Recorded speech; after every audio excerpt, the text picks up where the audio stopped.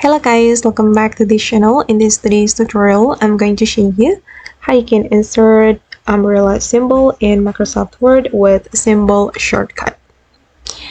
Okay, let's get into it guys. First of all, we can type in this shortcut. You're going to type in 1, F3, and then 0, 2. And after that, you're going to press Alt plus X like this.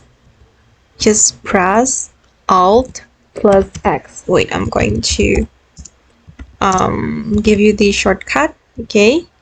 After you insert this shortcut, you're going to press Alt plus X on your keyboard, and then the umbrella symbol will be created. Okay. Oops. Sorry, guys. Alright, and then you will be able to change the color. Just select the umbrella, and you're going to go to this menu, and you're going to change the color. Okay. Okay guys, and that's all the way to insert umbrella symbol in Microsoft Word. I hope this video will be useful for you. Thank you so much for watching, and bye!